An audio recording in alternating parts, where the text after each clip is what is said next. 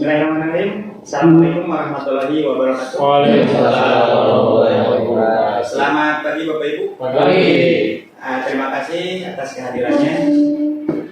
Mohon izin meminta waktunya sebentar. Di sini saya akan mendefinisikan budaya positif modul 1.4 budaya positif aksi nyata di pendidikan guru penggerak. Nah di sini mohon maaf, saya bukan mau menggurui atau apa itu, karena mungkin ibu lebih tinggi daripada saya, tapi saya mengajak mari belajar bersama, kita berkolaborasi, saling berbagi demi mewujudkan disiplin positif di sekolah kita tercinta SMA Negeri 14. Agenda 60 menit ke depan, di sini pembukaan 10 menit, inti 40 menit dan penutup 40 menit. Di sini konsep utama yang akan dibahas ada perubahan paradigma belajar, disiplin positif, kebutuhan dasar manusia, motivasi perilaku manusia, 5 fungsi kontrol, keyakinan kelas, dan segitiga restitusi. Nah, untuk mengawali sebelum ke materi, Bapak Ibu ya, kita terlebih dahulu mungkin refresh otak atau ice breaking supaya kita lebih siap. Ya. Di sini ada senam otak. Dan Bapak Ibu bisa mengikuti gerakan-gerakan yang seperti itu.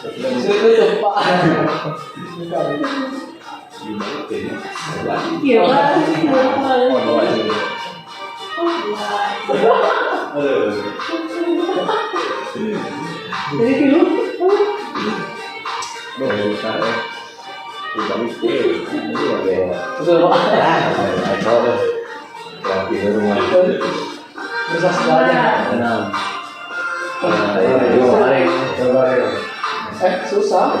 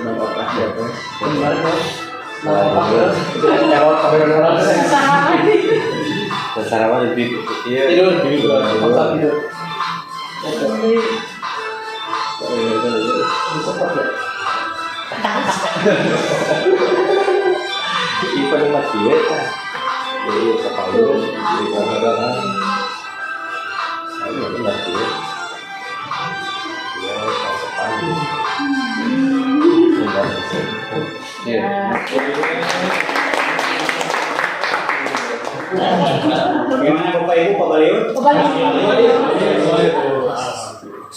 Oke ya, baik. Kita lanjut lagi. Baik Bapak Ibu, di sini yang akan pembahasan kita adalah budaya positif pendidikan. pendidikan yang berkualitas tidak terlepas dari budaya positif yang ditanamkan pada peserta didik. Apa itu budaya positif? Budaya positif di sini merupakan nilai-nilai, keyakinan, dan kebiasaan-kebiasaan di sekolah yang berpihak pada murid, agar murid dapat berkembang menjadi pribadi yang kritis, penuh hormat, dan bertanggung jawab.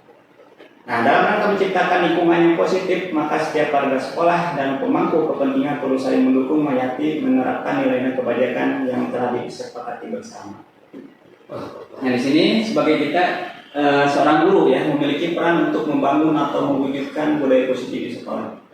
Budaya positif diawali dengan perubahan paradigma tentang teori kontrol. Selama ini barangkali kita sebagai guru merasa berkewajiban mengontrol perilaku siswa agar memiliki perilaku sesuai yang guru harapkan. Perwujudannya, mungkin guru sering memberikan hukuman kepada siswa yang melakukan kesalahan dan memberikan imbalan terhadap perbuatan baik yang dilakukan siswa ya. Baik Bapak Ibu, di sini ada pernyataan-pernyataan. Apakah Bapak Ibu setuju dengan pernyataan berikut? Hukuman dapat mendisiplinkan anak. Setuju. Setuju. Pemberian hukuman dengan hal-hal positif seperti membaca atau membersihkan toilet sekolah dapat meningkatkan disiplin anak. Setuju. Pemberian penghargaan dapat meningkatkan motivasi belajar. Setuju. Oke, mungkin ada yang bisa memberikan pendapatnya. Kenapa setuju atau tidak? Oke, Pak Nur, silakan. Untuk yang pemberian penghargaan Pak, Ya, boleh yang mana saja, Pak. itu berarti kita membiasakan siswa untuk budaya berkompetisi ya Pak. Ya. Jadi dunia yang aslinya di lapangan itu emang itu kompetisi ya. Ada reward seperti yang itu. Oh ya, jadi menurut Pak Nur mungkin bagus ya karena untuk pemberian reward dan punishment. Ini ada lagi? Ya Bapak, yang pertama hukuman dapat mendisiplinkan anak. Mungkin karena saya itu telah di zaman jadul Pak ya. Ya kalau zaman jadul itu kan guru itu kalau ada salah atau apa mungkin kita langsung dihukum ya. Tanpa mengetahui. Kadang saya pernah nih Pak pengalaman dulu saya terlambat sekolah. Pas datang ke sekolah, saya itu gerbangnya sudah tidak bisa dibuka.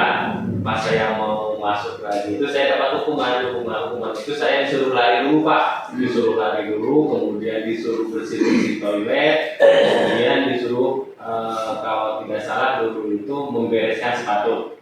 Nah, saya beranggapan kalau yang pertama ini dapat mendisiplinkan anak, tapi dulu itu saya rasa itu cocok. Ya. Tapi untuk sekarang mungkin saya juga bertanya-tanya nih Pak, jadi permasalahan bersama juga mungkin bagi saya. Saya pribadi sampai sekarang merasa apakah dengan hukuman itu masih cocok atau tidak ya?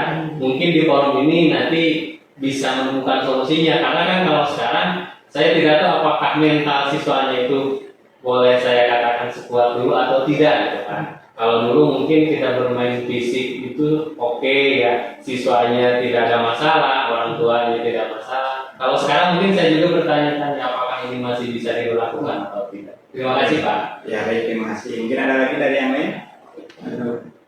Cukup? Oke ya, baik, kita mungkin akan bahas bersama mungkin ya apakah hukuman masih relevan ataupun pemberian penghargaan untuk pada zaman ini ya. Baik, di sini ada beberapa ilusi teori kontrol ya. Jadi di sini ada psikiater dan pendidikan Dr. William Glasser dalam kontrol teori meluruskan beberapa mikrosepsi tentang makna kontrol. Di sini ilusi guru mengontrol murid. Ya. Jadi mungkin kita merasa guru itu harus mengontrol murid. Ya. Lalu yang kedua ada ilusi bahwa semua penguatan positif efektif dan bermanfaat. Ya. Lalu yang selanjutnya ada ilusi bahwa kritik dan membuat orang merasa bersalah dapat menguatkan karakter. Dan yang terakhir ada ilusi bahwa orang dewasa memilih hak untuk memaksa. Jadi kita akan kupas tuntas. Nah di sini ada stimulus respon dan teori kontrol. Ya. Di sini ada realitas atau kebutuhan sama. Ya, ini mungkin yang biasa kita lakukan mungkin ya. Tapi untuk menurut teori kontrol di sini bahwa realitas kebutuhan itu berbeda. Semua orang melihat hal yang sama. Menurut teori kontrol di sini setiap orang memiliki gambaran yang berbeda. Lalu yang selanjutnya kita mencoba mengubah orang agar berpandangan sama dengan kita. Nah, di sini menurut teori kontrol di sini kita harus berusaha memahami pandangan orang lain tentang dunia. Karena mungkin menurut saya mengubah pandangan orang lain itu untuk sama seperti dia itu susah gitu. Apalagi mungkin murid juga sama. Gitu. Lalu yang selanjutnya perilaku buruk dilihat sebagai suatu kesalahan. Misalkan ada anak nih kesiangan, oh ini buruk ya, tapi kan belum tentu mungkin ya. Dan di sini menurut teori kontrol bahwa semua perilaku memiliki tujuan. Bahkan anak juga misalkan dia melakukan suatu kesalahan, pasti dia memiliki tujuan. Lalu yang selanjutnya ada orang lain bisa mengontrol saya. Nah, di sini untuk teori kontrolnya hanya Anda atau diri sendiri yang bisa mengontrol diri Anda sendiri. Lalu stimulus respon lagi, saya bisa mengontrol orang lain. Menurut teori kontrol, Anda tidak bisa mengontrol orang lain. Misalkan, mungkin kita sebagai guru itu merasa kita harus mengontrol murid untuk mengarahkan. Sebenarnya dia itu hanya mengizinkan bahwa dia dirinya untuk dikontrol karena tidak ada pilihan lain pada saat itu. Lalu stimulus respon yang selanjutnya, pemaksaan ada pada saat dibuka gagal. Nah, untuk menurut teori kontrolnya, kolaborasi dan konsensus menciptakan pilihan-pilihan baru. Selanjutnya lagi ada model berpikir menang kalah, dan menurut teori kontrolnya ini model berpikir menang-menang. Ya, jadi mungkin kita sekarang harus berpikir bagaimana nih, kamu menang, saya menang.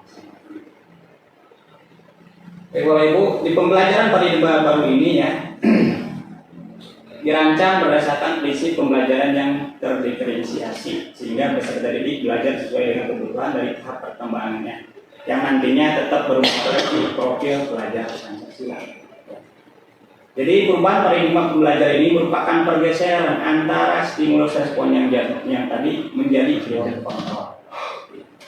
Pembelajaran berdasarkan prinsip pembelajaran yang berpihak pada murid. Mungkin dulu mungkinnya pembelajaran selalu berfokus pada guru atau teacher center.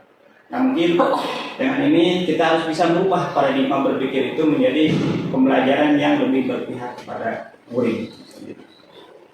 Nah, salah satunya untuk menciptakan budaya positif berarti kita ciptakanlah dulu disiplin positif. Ya. Nah, disiplin positif ini adalah merupakan salah satu cara disiplin yang bertujuan untuk menumbuhkan kesadaran serta memberdayakan peserta didik untuk melakukan sesuatu tanpa sogokan, ancaman maupun hukuman. Jadi namanya disiplin positif. Nah, baik kita bahas tadi di kebutuhan dasar manusia. Tadi mungkin sudah dibahas sedikit ya bahwa setiap tindakan itu memiliki tujuan. Nah, salah satunya ini ketika murid melakukan suatu tindakan indisipliner, bisa saja karena kebutuhan dasar mereka belum terpenuhi, sehingga mereka berusaha mencari cara agar bisa terpenuhi.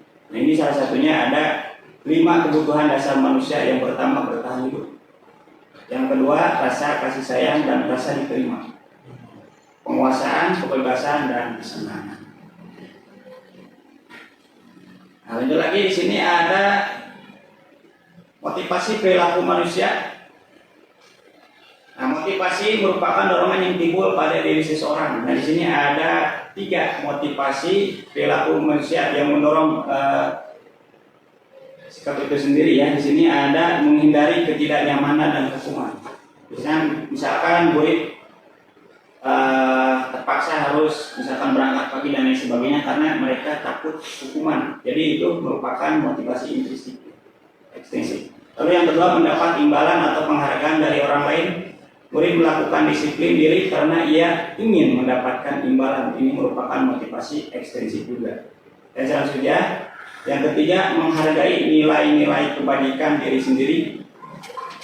Murid ini melakukan disiplin diri karena kesadaran akan nilai kebajikan dirinya. Ini merupakan motivasi intrinsik. Nah, ini yang harus kita usahakan mungkin atau ciptakan tumbuhan di sekolah ini. Yang ketiga ini, jadi murid bisa menghargai nilai-nilai kebajikan diri sendiri. Gitu. Nah, di sini tadi yang dibahas ya ada hukuman dan penghargaan. Konsep disiplin dengan identitas tegas disebutnya. Di sini ada hukuman dan penghargaan. Kalau hukuman itu biasanya bersifat menyakitkan, tidak nyaman, membuat murid takut, memaksa murid menyembunyikan kesalahan, dan murid menjadi rendah diri. Lalu misalkan dikasih penghargaan nih, itu tidak efektif juga ya, karena bisa merusak hubungan, sifat iri antar teman, mematikan kreativitas, menghukum dengan ranking, merampas hak menghargai dirinya sendiri. Di sini ada konsep disiplin dengan identitas sukses. Sini ada konsekuensi dan restitusi. Untuk konsekuensi di sini untuk merenung penguatan jangka pendek hingga sampai kehilangan waktu. Dan di restitusi, murid bertanggung jawab atas perilakunya, fokus pada pemecahan masalah jangka panjang, murid menghormati dirinya dan orang lain. Teori kontrol, dirinya memegang kontrol, murid bersemangat memperbaiki kesalahannya. Nah ini yang harus kita usahakan gitu, dari mulai sekarang. Nah salah satunya di sini ada restitusi yang tadi ya. Pengertian restitusi adalah proses menciptakan kondisi bagi murid untuk memperbaiki kesalahan mereka sehingga mereka bisa kembali pada kelompok mereka dengan karakter yang lebih kuat. Nah, misalkan di sini ada contoh kasus murid sering tidak mengerjakan PR. Misalkan dengan hukuman guru menghukum siswa tersebut menghormat bendera selama 10 menit, guru marah dan dan murid menjadi takut. Ini ya. Lalu dengan konsekuensi, guru memberikan konsekuensi untuk mengerjakan PR-nya saat istirahat atau dikerjakan sebanyak 3 kali. Nah, guru tegas dan siswa menaati peraturan. Kalau dengan restitusi, di sini guru menanyakan keyakinan kelas atau dirinya dan membantu siswa menyelesaikan masalah. Guru terbuka dan siswa menghormati dirinya dan orang lain. Ini kalau dengan restitusi ya. Lalu untuk penerapan restitusi itu sendiri di sini ada 5 posisi kontrol guru terhadap murid. Di sini ada penghukum, yang kedua pembuat rasa bersalah, yang ketiga ada teman, pemantau, dan yang terakhir ada manajer.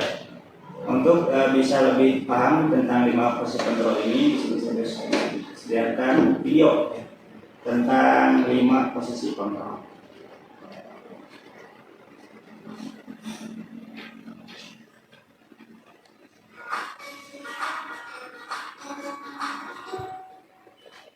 Salam bahagia Ibu dan Bapak Guru hebat. Dalam penerapan disiplin positif restitusi, salah satu program yang dikembangkan adalah 5 posisi kontrol. 5 posisi kontrol dalam restitusi adalah proses perjalanan seorang pendidik agar dapat menangani. Pada video kali ini, kita akan membahas tentang 5 posisi kontrol yang dikembangkan oleh Daya Dosen dan contoh penerapan.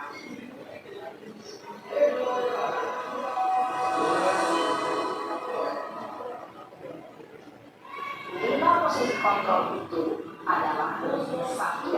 Posisi penghukum, 2. Posisi pembuat rasa bersalah, 3. Posisi teman, 4. Posisi pemantau atau monitor, dan 5. Posisi manajer. Untuk lebih memahami kelima posisi tersebut, mari kita saksikan kasus kemarin yang melambat hadir 20 menit setelah dan melihat bagaimana kelima posisi kontrol dalam menghadapi masalah tersebut.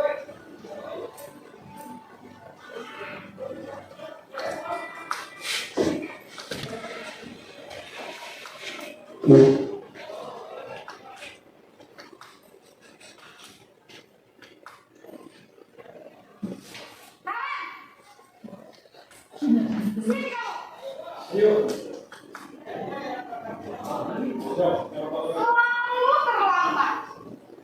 Kamu deh, pasti terlambat. Aku, saya, Apa? Apa coba? Alasan kamu apa lagi? Kapan sih kamu tidak terlambat? Malas sekali ya kamu jadi anak. saya, Dasar pemalas. Gak kapok-kapok sih kamu. Sudah berapa kali terlambat? Sana, kamu keliling lapangan basket.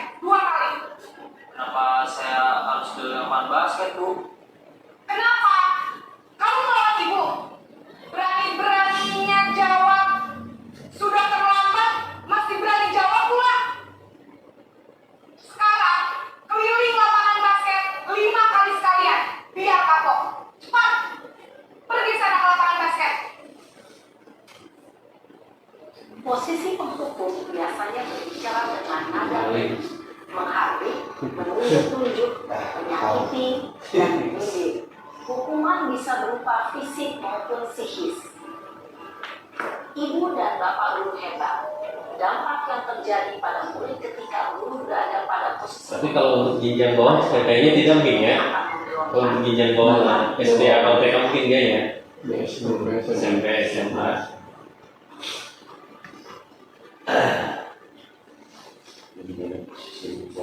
Bersalah.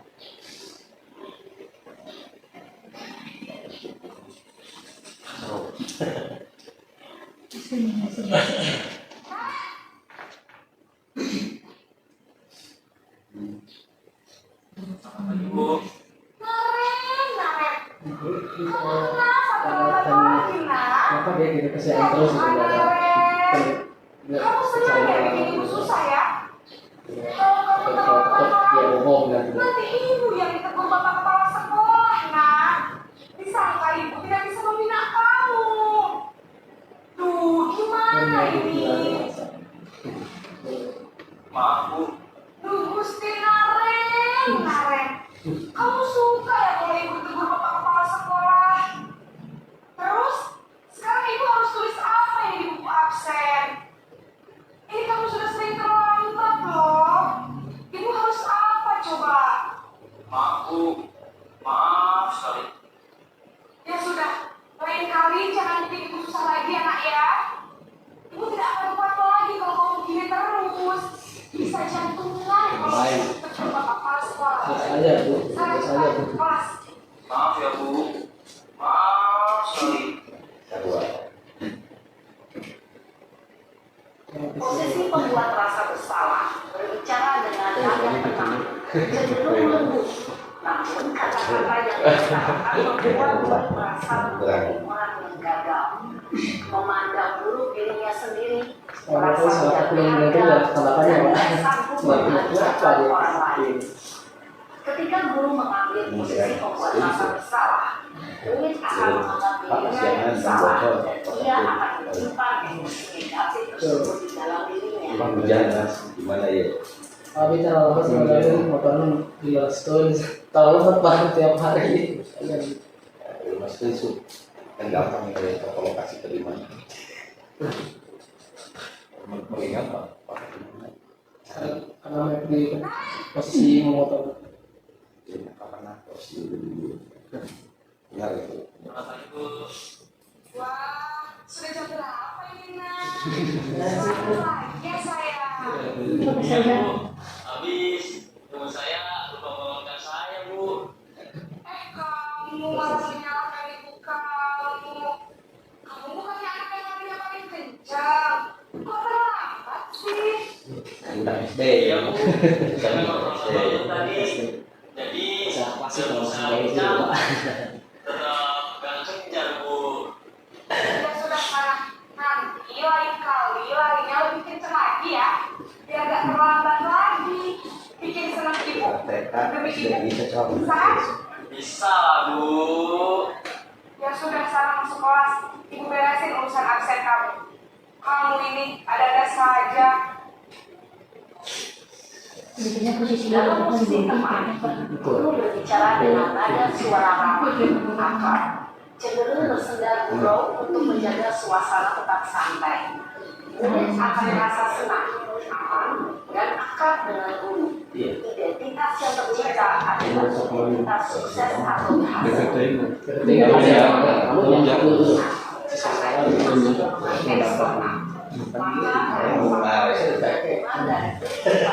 Yo siapa?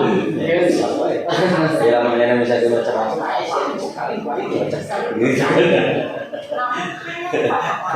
Tentu saja. Kita namanya ada sibukin dulu di Dari perjanjian itu lah. Tapi ya. Kamu bisa balik ke situ posisi dulu Pak. Kondisinya Tapi, apa peraturan sekolah kita tentang jam berapa kita harus masuk sekolah, nak? Kita harus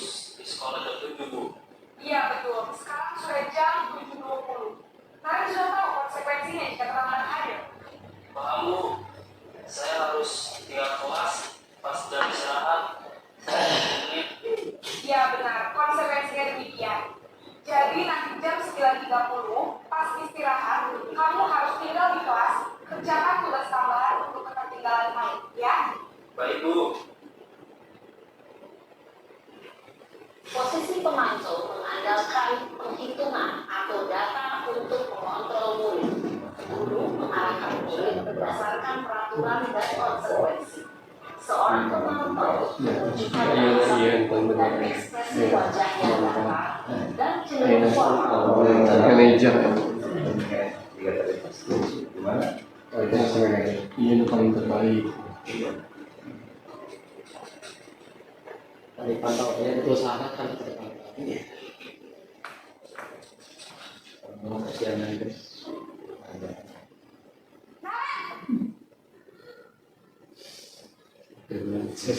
Sekarang jadi Selamat pagi, Naren. Saya terlambat. Iya, sekolah masuknya jam Iya, 7. Sekarang sudah jam 7. gitu kok. Jadi sekarang gimana ya, Naren? Maaf, Bu. Saya lupa alarm saya semalam. Baiklah, menurut kamu, keyakinan sekolah yang mana yang perlu kamu tingkatkan? Menghargai diri sendiri dan orang lain mungkin ya, Bu. Setuju.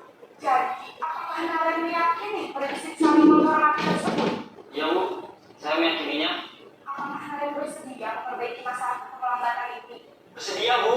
Bagaimana kamu akan memperbaiki masalah keterlambatan?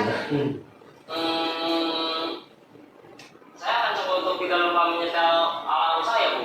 Baik, kalau Naren lupa menyetel alarm di rumah, ada orang yang kira-kira bisa bantu mengingatkan tidak? Ada, Bu. Kakak saya, Kak Emma. Ada lagi selain Kak Emma? Selain Kak Emma, ada ibu saya. Baik, jadi yang mengingatkan Naren adalah Kak Emma dan ibu kamu ya? Kira-kira akan mulai start alarm kapan nih, Naren?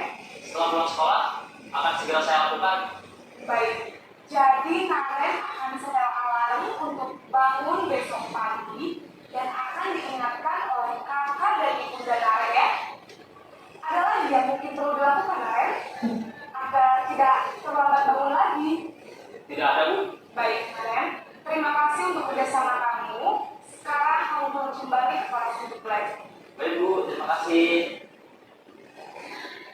Posisi manajer adalah posisi kontrol yang disarankan untuk membimbing murid memiliki sikap disiplin yang positif, yaitu murid yang mandiri, bertanggung jawab, dan dapat memecahkan masalah.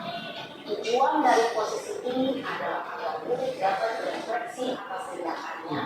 Guru akan terus memberikan pertanyaan-pertanyaan bermakna, sehingga membuat murid dapat belajar dari kesalahannya dan mencari sebuah solusi untuk menyelesaikannya. Ibu dan bapak guru hebat, setelah mengamati adegan kelima posisi kontrol tadi, kira-kira posisi mana yang paling ideal? Posisi mana yang dapat menunjang motivasi di prinsip murid? Ya, tentu posisi manajer. Posisi ini memang posisi ideal yang ingin dituju setiap pendidik. Pada posisi inilah, guru dapat menerapkan disiplin positif yang berpihak pada murid, yang memerdekakan murid. Perjalanan seorang pendidik tentunya tidak mudah untuk sampai pada posisi seorang manajer.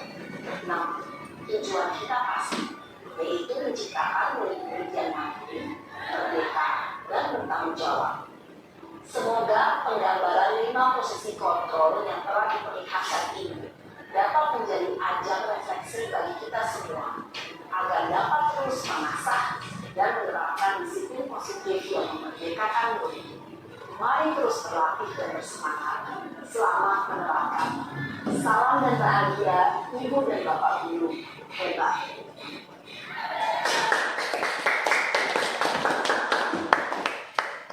Baik Bapak Ibu, setelah menyaksikan tadi 5 posisi kontrol, mungkin di sini ada yang mau membagikan pengalaman terhadap mungkin penerapan dari 5 posisi kontrol ini. Ini mungkin. Baik. Pak, mohon izin untuk mungkin menyampaikan pengalaman mungkin ya. Mungkin selama saya mengajar dalam beberapa tahun ini, hampir ke semua posisi itu saya pernah mengalami ya. mulai dari penghukum.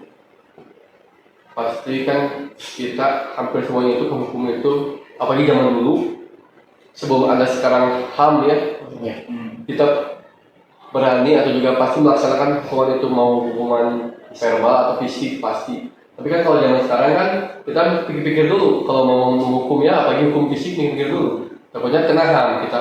Nah, apalagi ada yang kasus sampai yang menghukum itu sampai di penjara. Kemarin yang hangat ya, menghukum menegur karena tidak sholatnya, tapi ke dalam keluarga. Aduh, hanya penghukuman itu posisi yang kalau untuk sekarang kurang baik dengan hukumnya. Tapi tetap ada satu momen, tetap kita juga bisa menerapkan menghukum sampai momen itu kita sudah menerapkan dari misalkan yang paling di posisi manajer, tapi dia tetap terus sampai akhir kita bisa saja menjadi posisi yang hukum. Jadi bisa dilihat situasinya seperti apa sih. Apalagi sampai yang kriminal kan nggak mungkin kan posisi manajer, tapi masih bisa sampai ke hukum kriminal itu ya. Oke, baik. Mungkin menurut Pak Edi, posisi penghukum itu menjadi alternatif terakhir mungkin Bu ya. Sekarang menerapkan dari manajer sampai ke penghukum. Baik, mungkin ada lagi? Baik. Dan Mungkin sedikit lah dari pengalaman saya sendiri.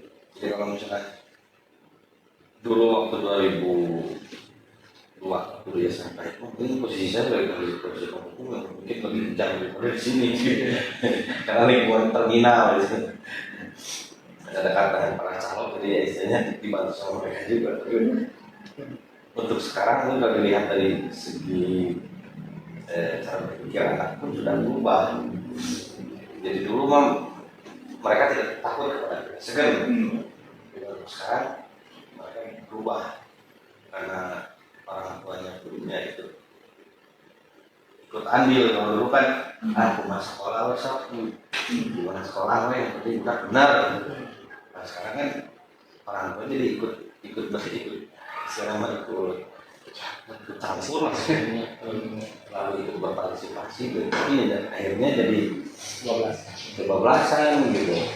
Kekurangannya istilahnya kalau ada kekurangannya gitu. Kesiangan saya pakai jangka gitu. Tapi kalau sekarang saya nggak penuh. Tentu nggak cocok gitu sekarang. Alangkah baiknya ya seperti tadi yang terakhir itu, posisi manajer. Jadi memberikan punishment-nya itu jangan dalam bentuk yang mengulang atau memberikan sebuah ada perjanjian gitu dengan anak. Saya tidak akan mengulangi lagi, saya sanggup diberikan hukuman tapi atas dasar kesalahannya dia sendiri. Jadi misalnya, Pak Abdi anu berlapat sekali dari yang dikasih ketiga kali kesempatan, misalkan sudah ketiga kalinya, baru pas keempat kalinya kita bikin perjanjian. Jika saya sekali lagi saya sanggup, nah di situ dikata sanggup jadi kita pegang. Jadi penjimali melakukan kesalahan lagi kan sudah ada perjanjian. Jadi akhirnya nggak usah kita suruh pun ini janji ada sendiri, bukan saya yang memberikan itu, ada sendiri yang diberikan. Mungkin seperti itu. Ya, terima kasih Pak Irwan. Mungkin menurut Pak Irwan posisi penghukum untuk saat ini sudah tidak cocok. Dan penerapan posisi manajer itu adalah kesadaran dari dirinya sendiri. Kembali lagi. Mungkin ada lagi dari yang lain Bapak Ibu, ada yang mau membagikan pengalaman selama penerapan 5 posisi kontrol ini? Oke, Bapak. Oke, baik. Di sini saya ini topik yang luar biasa ya Bapak ya. Bapak Ibu, ternyata ada ya sekarang itu boleh dikatakan ilmu yang memang kita butuhkan ya. Kalau dulu mungkin kita hanya meraba-raba dan ini cocok atau enggak gitu ya sesuai kebutuhan kita. Dulu itu saya pernah mengaplikasikan posisi teman mungkin ya. Ketika saya jadi wali kelas Bapak dan Ibu, wali kelasnya kebetulan atau TKP atau sekarang itu berubah menjadi MP ya. Dulu itu ketika saya menjadi wali kelas, saya itu masih meraba-raba kira-kira, bukan meraba-raba siswanya ya, meraba-raba ya, gitu. Karena kan kebayang ya tulisan MP gitu kan, kita selaku wali kelas mungkin bentuk identitasnya lebih tinggi. Dulu itu saya pernah menerapkan posisi teman kepada ibu. Ya, ketika saya melakukan posisi teman, memang di awal-awal itu menyenangkan ya, gitu kan. Sebelum ada keretakan dan lain sebagainya, memang terasa menyenangkan ketika saya menjadi wali kelas, saya memakai posisi teman. Tapi di satu sisi betul, tadi seperti yang sudah disampaikan oleh Bapak dan Ibu, terkadang dengan kita berbuat atau ada di posisi teman, ya terlalu dekat juga kan berbahaya. Terlebih mungkin kalau dengan siswanya yang lawan jenis ya umpamanya. Kecuali mungkin kalau misalkan saya di kelas EKR mungkin ini bisa agak berlangsung panjang, tapi karena kebetulan saya di jurusan manajemen, khususnya di jurusan EP, jadi memang betul tadi disampaikan. Ini dikatakan dari yang pertama sampai yang terakhir itu mungkin bentuknya urutan Bapak dan Ibu ya. Jadi seperti tangga, ketika ada di urutan pertama kan bagus, tapi akan ada masanya yang habis. Dan mungkin nanti muaranya ada di urutan yang terakhir, ada yang di manajer. Mungkin untuk saat ini juga saya menjadi sangat tercerahkan sekali ya dengan kegiatan ini, karena dalam kegiatan ini memberikan gambaran bagi kita bagaimana seharusnya kita bersikap dan memposisikan diri kita kepada peserta didik. Itu saja kita ya. Baik, terima kasih kepada Pak atas masukannya. Mungkin cukup ya. Oke, baik Bapak Ibu. Itu tadi mungkin penerapan 5 posisi kontrol. Nah kita lanjut lagi ke keyakinan kelas Bapak Ibu ya. Mungkin kita lebih familiar dengan tata tertib atau peraturan. Tapi mungkin kita bisa rubah menjadi keyakinan kelas. Mengapa keyakinan kelas? Karena menurut dosen, suatu keyakinan akan lebih memotivasi seseorang dari dalam atau memotivasi secara intrinsik. Seseorang akan lebih tergerak dan bersemangat untuk menjalankan keyakinannya daripada hanya sekedar mengikuti serangkaian peraturan, gitu ya. Jadi kalau keyakinan atau kesepakatan kelas mungkin akan lebih disetujui atau diterima oleh murid-murid di dalam kelas. Di sini tujuan dilaksanakan keyakinan kelas ini adalah menciptakan pembelajaran yang berpusat pada murid. Yang kedua, memunculkan keterlibatan murid dalam menentukan kelas yang diimpikan sehingga murid lebih bertanggung jawab akan keputusan yang mereka buat bersama-sama. Yang terakhir, menumbuhkan komunikasi efektif antara murid dan guru, karena terjadi tadi itu ada pendapat dari murid gitu ya. Ini keyakinan kelas itu lebih bersifat abstrak daripada peraturan yang lebih rinci dan konkret. Yang kedua berupa pernyataan-pernyataan universal. Dan yang ketiga senantiasa dibuat dalam bentuk positif. Di sini ada pembentukan kelas itu. Yang pertama, mempersilahkan warga sekolah atau murid-murid di kelas untuk bercurah pendapat tentang peraturan yang perlu disepakati di sekolah atau di kelas, mencatat semua masukan dari murid, lalu menyusun keyakinan kelas dan mengubah kalimat negatif menjadi kalimat positif. Contohnya di sini kalimat negatif, jangan berlari di kelas atau koridor. Nah, berarti kita harus ganti menjadi berjalanlah di kelas atau di koridor. Atau mungkin ada lagi, dilarang buang sampah atau jangan buang sampah sembarangan. Nah, kita ganti menjadi buang sampah pada tempat. Mungkin itu lebih positif karena di sini ada contoh keyakinan kelas. Hormat bekerja, diterima dan dimiliki. Di sini untuk hormat, kami meyakini bahwa sangat penting untuk menghormati orang dan barang milik orang lain. Kami meyakini bahwa sangat penting untuk mengerjakan segala pekerjaan atau mengikuti kegiatan yang telah ditugaskan. Lalu kami meyakini bahwa sangat penting untuk merasa diterima pada suatu kelompok dan saling peduli satu dengan yang lain. Nah, di sini saya juga sudah coba menerapkan ya pembentukan keyakinan kelas ini di 11 TKR 1. Ini untuk peserta keyakinan kelas 11 TKR 1. Yang pertama itu berdoa sebelum dan sesudah belajar. Yang kedua, hadir tepat waktu, memakai seragam tertib ketika praktikum, mengerjakan tugas dengan sungguh-sungguh.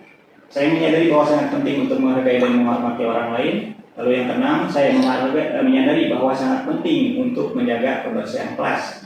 Nomor 7, menggunakan HP dan ke kantin hanya pada saat yang istirahat. 8, jaket dan topi dibuka ketika di kelas kecuali sedang sakit. Ini saya susun berdasarkan pendapat-pendapat dari murid, jadi tidak muncul dari diri saya sendiri. Saya ini hanya menyusun sesuai dengan apa yang diinginkan. sehingga terbentuklah keyakinan kelas. Dan saya sudah praktekkan ya dari minggu kemarin, dan alhamdulillah sedikit-sedikit mereka bisa lebih paham. Jadi mereka lebih paham ketika praktek pun mereka tadi seragam ya, langsung dibuka pakai praktek. Yang ketujuh, materi yang selanjutnya di sini ada segitiga restitusi. Ketika misalkan tadi keyakinan kelas yang kita sudah sepakati, ada siswa yang melanggar dan ada misalkan yang tidak patuh gitu ya. Nah, kita untuk penyelesaian masalahnya di sini kita menerapkan segitiga restitusi. Yang pertama itu menstabilkan identitas, validasi tindakan yang salah, dan yang ketiga menanyakan keyakinan kelas. Di sini berikut ada video penjelasan untuk segitiga restitusi.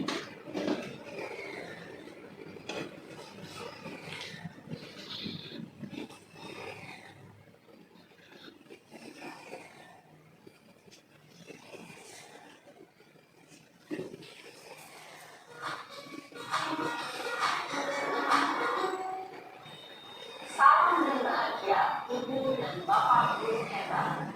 Pada video kali ini kita akan membahas tentang salah satu program disiplin positif yang diterapkan di lingkungan sekolah yang dikenal dengan nama restitusi.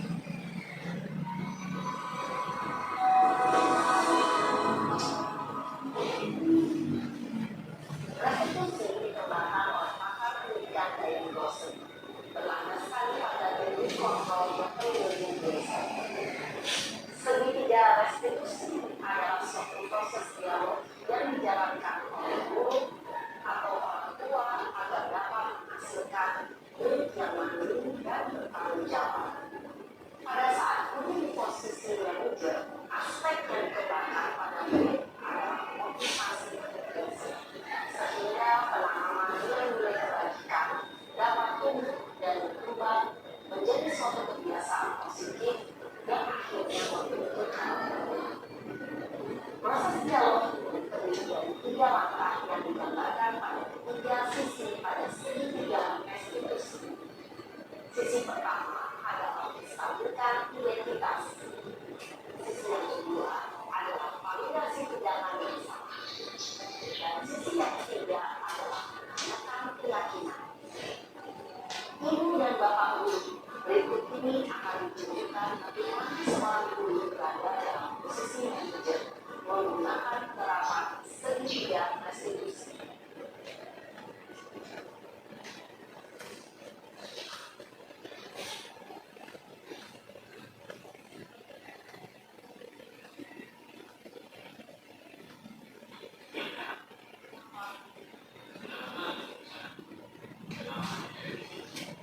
Pak, banget. Masa aku dikatain posting apa?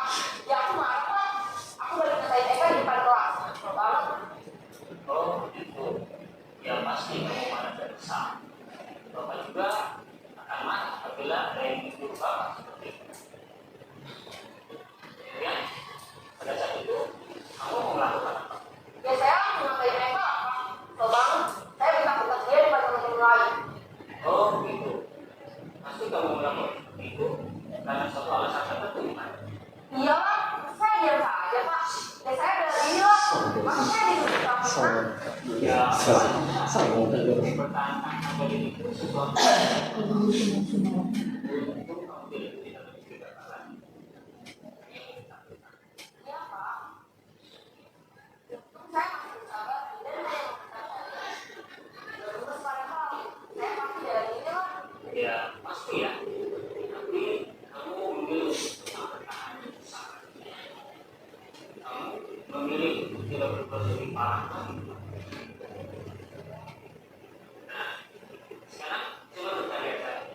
Tindakan kamu yang minta bertanya tindakan kamu itu kira-kira sesuai dengan keyakinan kelas atau bertimbang tidak? Enggak lah Pak. Capek Pak jadi kemarin. Jadi keyakinan atau prinsip mana yang sesuai dengan keinginan kamu? Ya, saya sebenarnya sangat menghargai orang lain. Mungkin saat itu saya menjadi emosi, jadi tidak menjelaskan itu. Kamu meyakini tidak menghargai orang lain itu penting buat kamu? Yakinlah Pak. Iya, setuju. Kita harus saling menghargai. Namun, ada juga keyakinan dan kesepakati yang perlu kita jalankan apabila kita sedang marah. Ya, saya bisa lebih proaktif, mulai dengan diri sendiri. Saya bisa jadi lebih sabar, mengambil kebijakan, mau apa saja. Kira-kira kamu bersedia memperbaiki masalah ini? Sedia Pak. Lalu kamu memperbaiki masalah ini dan waktu ketiga bekerja. Saya menjadi orang yang bertanggung jawab kali ya Pak. Ya, terbiasa proaktif. Ya, menurut kamu, bagaimana rasanya menjadi orang seperti itu? Ya nyaman lah, bangga bisa sabar. Baiklah kalau begitu. Yuk kita pikirkan bagaimana memperbaiki masalah itu.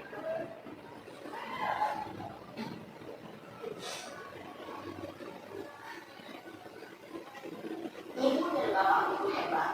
Baru saja kita menyaksikan contoh bagaimana seorang ibu berada dalam posisi manajer menggunakan penerapan segitiga restitusi.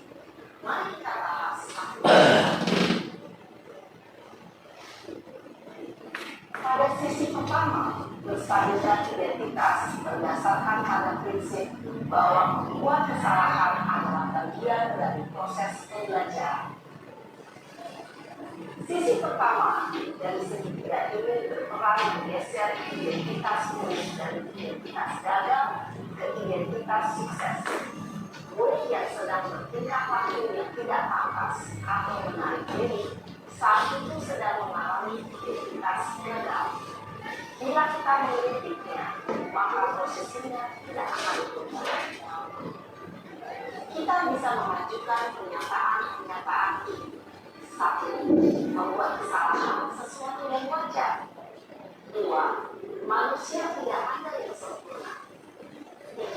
Kita bisa memperbaiki masalah itu. 4. Saya tidak menanyakan kesalahannya. Saya lebih fokus bagaimana memperbaiki masalah ini. 5. Amati saat ini kamu akan menjadi orang yang baik untuk diri sendiri. Pada sisi kedua, validasi tindakan yang salah berlandaskan pada prinsip bahwa setiap perilaku berupaya memenuhi suatu kebutuhan tertentu.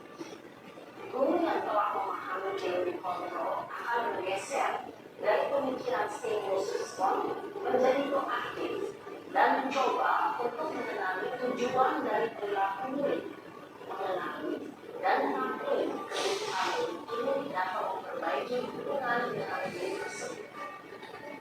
Pernyataan atau pertanyaan bisa disampaikan dengan nada suara tidak menghakimi atau memojokkan, sehingga dapat mengembalikan murid pada posisi positif. 1. Kamu bisa saja berpindah ke kegagalan di bagi. 2.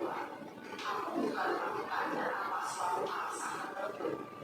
3. Kamu melakukannya karena mempertahankan sesuatu yang penting. 4. Mungkin kamu bisa mempelajari suatu perilaku baru yang disediakan.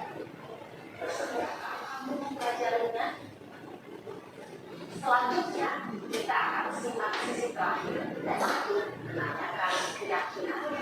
Teori kontrol menyatakan bahwa pada dasarnya kita termotivasi secara implisit pada saat perilaku yang salah telah divalidasi dan identitas sukses telah stabil, maka murid telah siap menaikkan keyakinannya dengan tindakannya yang salah dan pemikirannya telah digeser ini menjadi orang yang jujur. Pertanyaan-pertanyaan ini dapat menaikkan keyakinan-keyakinan yang diambil murid. 1. Sebagai keluarga atau kelas, apa yang kita yakini? 2. Apa yang telah kita sepakati? 3. Seperti apa gambaran sebuah kelas yang ideal bagi kita? 4.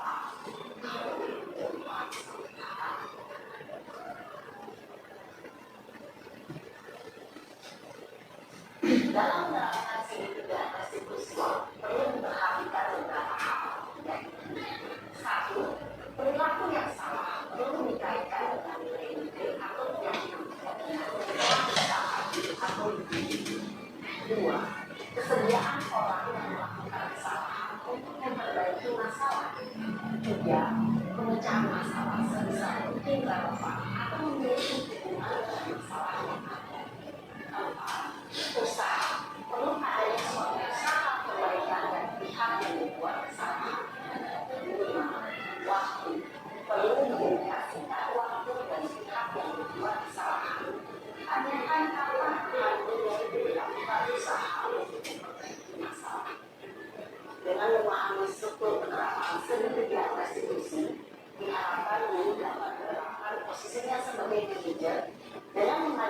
pertanyaan-pertanyaan bermakna yang dapat membuat murid menjadi lebih percaya diri, bertanggung jawab, dan mandiri. Nah, ibu bapak guru perlu benar-benar mengikuti ketiga tahapan dalam seni tiga restitusi, bergantung pada ringan beratnya suatu permasalahan. Misalnya, bila permasalahan tersebut ringan, maka tidak perlu dijalankan secara bertahap. Bahkan bisa segera menanyakan apa keyakinan kita sepakati.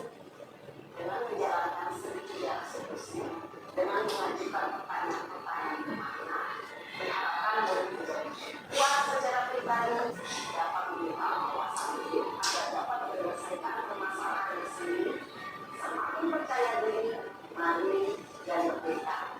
Salam dan bahagia, ibu bapak guru hebat.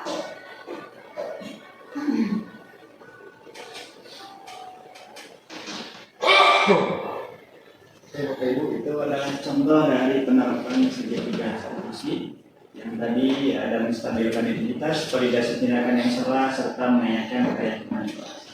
Dan juga saya mencoba menerapkan segitiga restitusi ini kepada salah satu siswa saya. Kebetulan permasalahannya di tempat PKL, dia jarang atau tidak hadir ke tempat PKL selama kurang lebih 3 hari. Dan saya menanyakan alasan kenapa dia tidak berangkat, gitu ya. Nah, di sini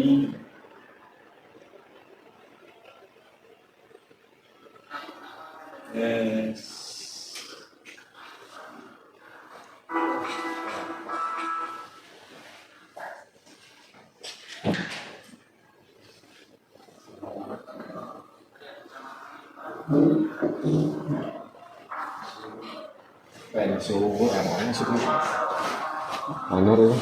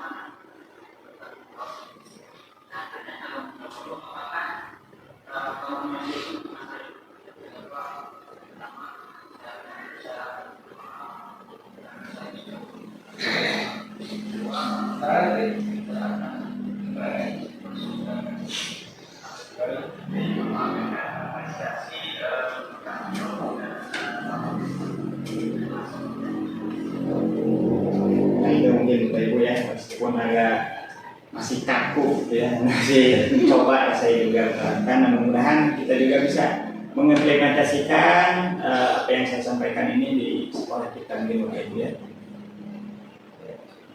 Di sini mungkin kesimpulan dari apa yang kita pelajari Bapak Ibu ya. Dalam penerapan program disiplin positif, hendaknya guru memiliki standar kepribadian profesional dan sosial yang baik, di mana guru mampu berefleksi pada posisi kontrolnya saat ini. Bagaimana perjalanan dirinya sebagai among atau posisi manajer yang menuntun murid-murid menjadi insan yang mandiri, merdeka, dan bertanggung jawab. Mungkin sebelum menutup, ada yang mau merefleksi Bapak Ibu apa yang kita pelajari hari ini?